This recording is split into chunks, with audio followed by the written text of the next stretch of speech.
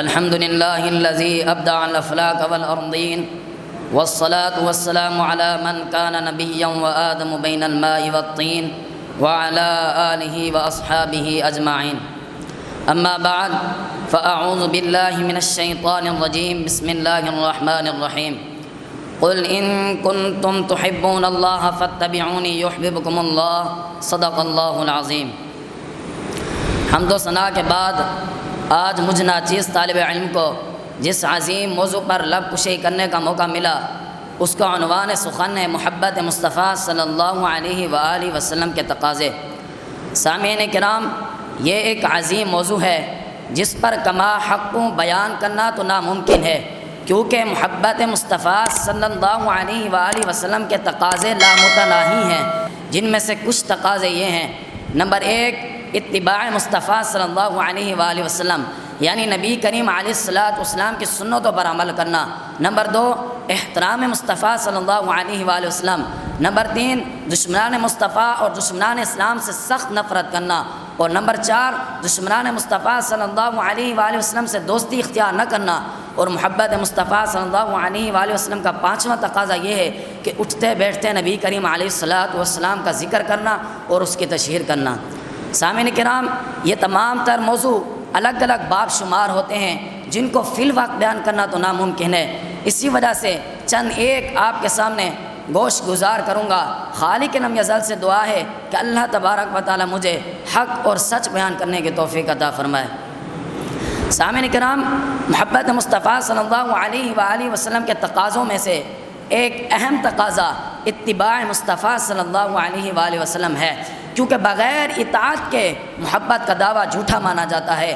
اگر آج ہم امت مسلمہ سے یہ سوال کریں کہ تم سب سے زیادہ کس سے محبت کرتے ہو، تو یقیناً امت مسلمہ کی ہر فرد کے زبان سے بلا تردد یہ الفاظ نکلیں گے کہ ہم رسول اللہ صلی اللہ علیہ وآلہ وسلم سے محبت کرتے ہیں۔ لیکن کیا واقعی ہم اپنی محبت میں سچے ہیں؟ کیا ہماری زندگی حب اللہ اور حب رسول صلی اللہ علیہ وآلہ وسلم کا مظہر ہے؟ کہ ہم نے خالق لم یزل کے اس فرمان کو صحیح طریقے سے سمجھا ہے؟ اللہ تبارک و تعالی نے ارشاد فرمایا، قل، اے محبوب آپ فرما دیجئے، ان کنتم تحبون اللہ، اگر تم اللہ تبارک و تعالیٰ کو دوست رکھتے ہو فاتبعونی، پس تم میری اتباع کرو۔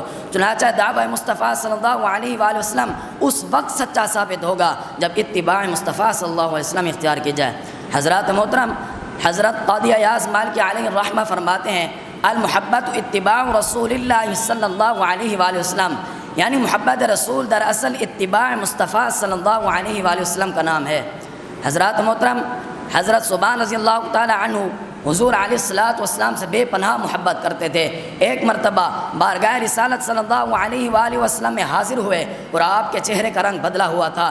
حضور علیہ السلام نے وجہ پوچھی، اے ثوبان، تیرے چہرے کا رنگ کیوں بدلا ہوا ہے؟ کہا، حضور کوئی وجہ نہیں، نہ مجھے کوئی درد ہے نہ مجھے کوئی تکلیف ہے، لیکن ایک وجہ ضرور ہے کہ جب میں قیامت کو یاد کرتا ہوں تو میں یہ اندیشہ کرتا ہوں کہ وہاں میں آپ کا دیدار کیسے کروں گا، میں تو آپ کے دیدار کے بنا رہ نہیں سکتا۔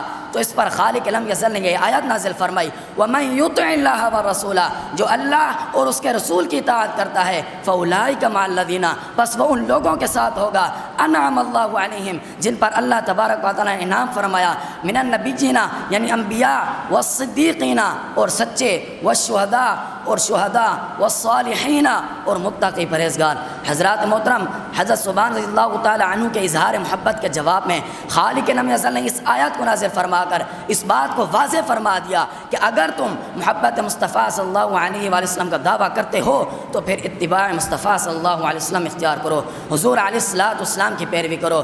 حضرات محترم، اطاعت رسول صلی اللہ علیہ وآلہ وسلم رشد و ہدایت کی کفیل ہے، اسی کی وجہ سے انسان روز محشر کی ندامت سے بچ سکتا ہے، اور یہی باب جنت کی کلید ہے۔ اور اسی وجہ سے اللہ تبارک و تعالیٰ نے اپنے انعام کا مستحق صرف ان لوگوں کو قرار دیا جو اتباع مصطفیٰ صلی اللہ علیہ وآلہ وسلم اختیار کرتے ہیں۔ اللہ تبارک و تعالیٰ نے ارشاد فرمایا، وَرَحْمَتِي وَسِعَتْ كُلَّ شَيْءٍ، اور میری رحمت ہر شے پر وسیع ہے، فَسَأَكْتُبُهَا لِلَّذِينَ يَتَّقُونَ یصدقون ویؤتون الزکاۃ والذین هم بآیاتنا یؤمنون، بس میں نے اسے لکھ دیا ان لوگوں کے لیے جو تقوی اختیار کرتے ہیں اور ان کے لیے جو زکوٰۃ دیتے ہیں اور ان لوگوں کے لیے جو میری آیت پر ایمان رکھتے ہیں۔ پھر اگلی آیت میں ارشاد فرمایا الذین یتبعون الرسول نبیا، میں نے اس شخص کو مستحق قرار دیا جو اتباع مصطفیٰ صلی اللہ علیہ وسلم اختیار کرتا ہے۔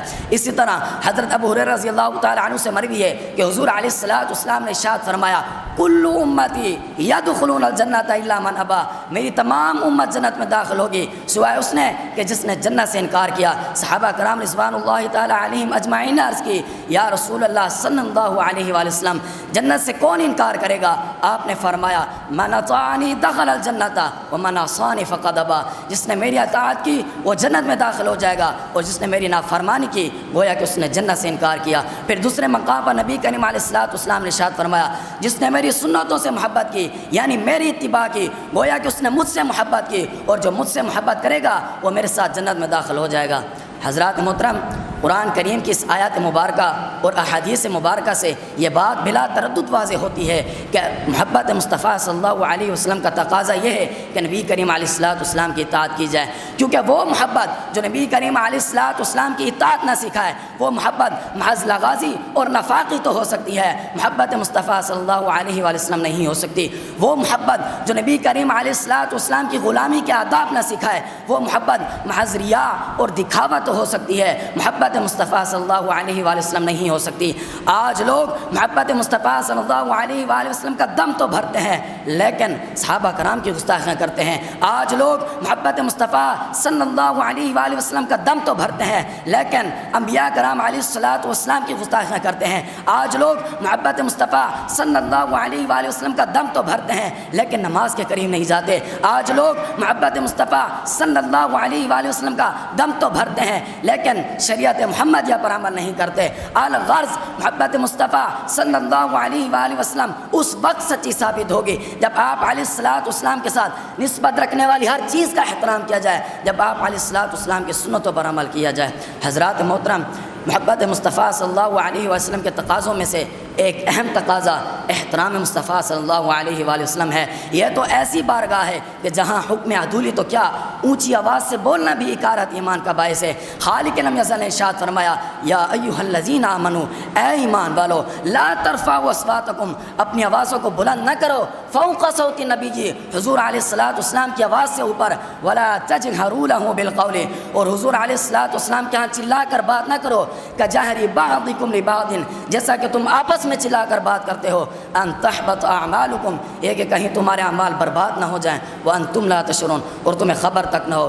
حضرات محترم، جب یہ آیت مبارکہ نازل ہوئی تو صحابہ کرام محتاط ہو گئے اور دوران گفتگو بہت ساری چیزیں اپنے اوپر لازم کر دی۔ جب یہ آیت مبارکہ نازل ہوئی تو حضرت ابو بکر صدیق رضی اللہ تعالی عنہ نے عرض کی یا رسول اللہ صلی اللہ علیہ وآلہ وسلم، میں آپ سے سرگوشی کے انداز میں بات کیا کروں گا۔ صحابہ کرام کا محبت مصطفیٰ صلی اللہ علیہ وآلہ وسلم کا تقاضا یہ تھا کہ جب راستے میں ساتھ ہو جاتے تو اپنی سواری کو نبی کریم علیہ السلام کی سواری سے آگے نہ بڑھنے دیتے۔ غایت ادب کی بنا پر کسی بھی کام میں مسابقت برداشت نہ تھی، حتیٰ کہ جب دسترخوان پر کھانا لگ جاتا تو جب تک حضور علیہ السلام اپنا ہاتھ مبارک آگے نہ بڑھاتے تو کوئی صحابی اپنا ہاتھ مبارک آگے نہ بڑھاتا۔